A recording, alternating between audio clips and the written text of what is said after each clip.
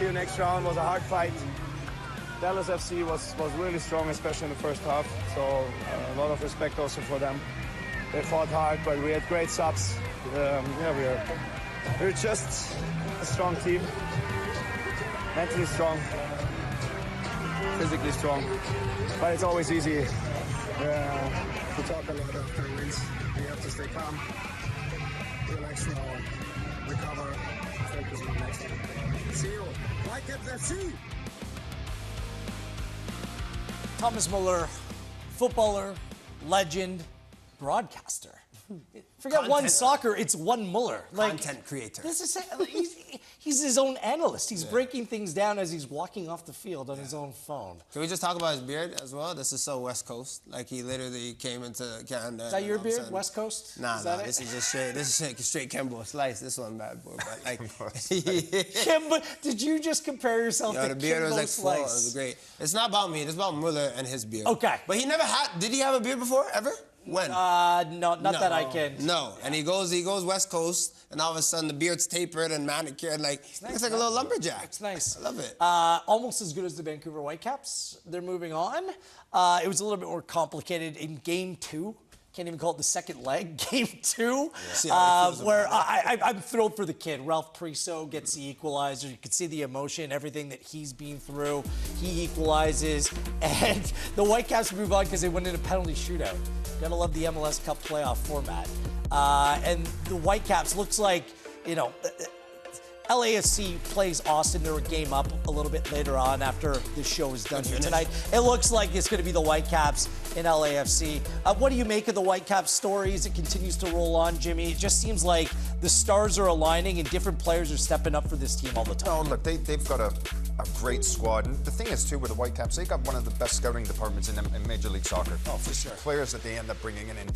And Müller, for me, when I look at him and I think of a DP, that is what you want a DP. Yeah, someone that's going to wear the crest with pride on their shirt, who's bought into the culture, who's always out in the city. He just seems like an absolute leader and a great DP for this Vancouver franchise. He's bringing everyone in, right? And that's what you want for a DP, the player that's won everything. We've documented his CV and all that he's won, but he comes in with Ralph Priso and Ali Ahmed. He's like, "What's up, guys?" Like, he's just so calm, cool, and collected, so easy to be around. And that just permeates within the squad. So you can see that right now. I think it's well-deserved having Müller come in at this time for all the work that Jesper Sørensen and all the players have done before Müller came. But that was just the icing on the cake and that motivation that they needed. So, if you're a Whitecaps fan, there's two sides of it. You're kind of like, yeah, we're moving on. Let's go. Bring on LAFC. And then you look at the calendar and say, what? When's our next game? 3 weeks from now? Because the MLS Cup playoffs in this 3-game series thing keeps on happening. Then an international window, and then they're going to play. Now, this completely kills the momentum. But at the same time, allows Tristan Blackman a little bit more time to recover, Brian White a little bit more time to recover. So how would you be looking at this, Jimmy? Is this a good thing or a bad thing? It's an odd thing, for sure. Look, I think for the coaches and players, you don't want that because you want to play the games one after the other, right? Because then you're in that rhythm. But then to have 3 weeks off, and as a player or even a coach, I'm thinking, okay, what are we going to be doing here for 3 weeks? There's no games, there's nothing to prepare for.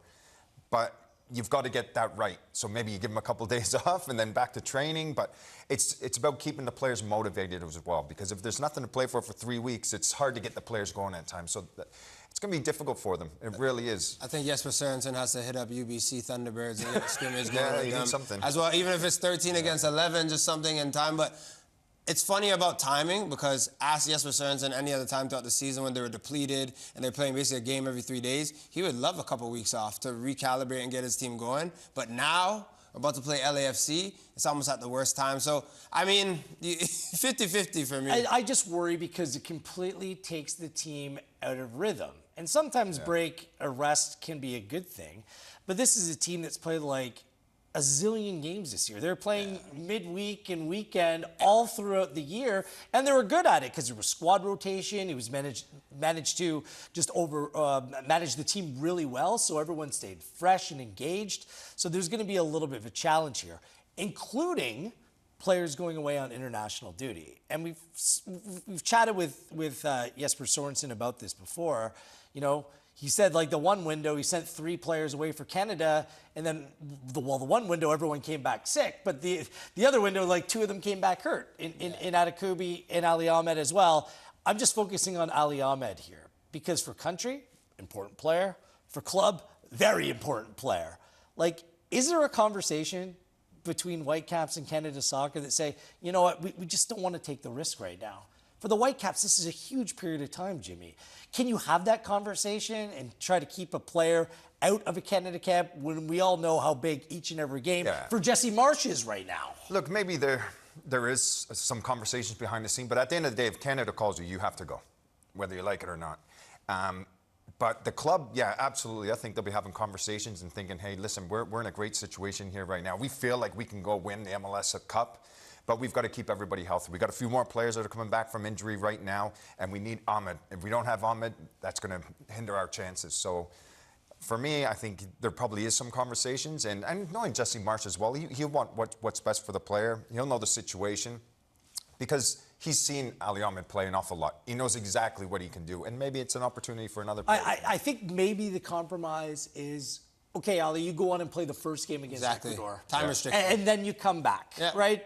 Like something like that. Or you just sit and watch. Want to get injured. That's would be their phone call. So they wouldn't even want him to go. Yeah. So if you're playing 1 or 2, if you're going to go, we might as well play that wouldn't matter. You just wouldn't want him to go at all. I think I don't want him to play because I want my players. Selfishly, you would.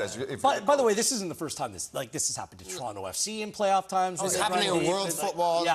This is how it is right now. It's the most awkward thing about MLS playoffs, right? Like that, it's this November international window that complicates things so much. He has to go, to keep it simple, he has to go and play for Canada, but I would think, I hear what you're saying, Jim, like time restraint is what I would say.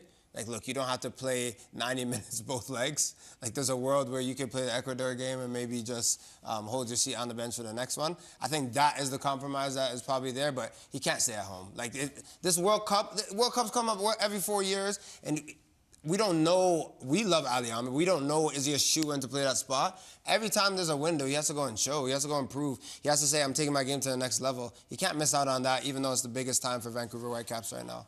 LAFC looks to be the next opponent.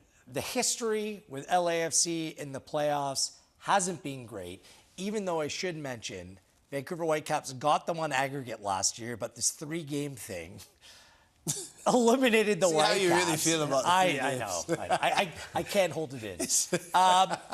Is this time around, Jimmy, going to be a different story? Like, Sonny is doing outstanding with Bouanga up top. Like, their strike force is very, very good. Their attack with LAFC. And just collectively, based on the history, they've owned the Whitecaps.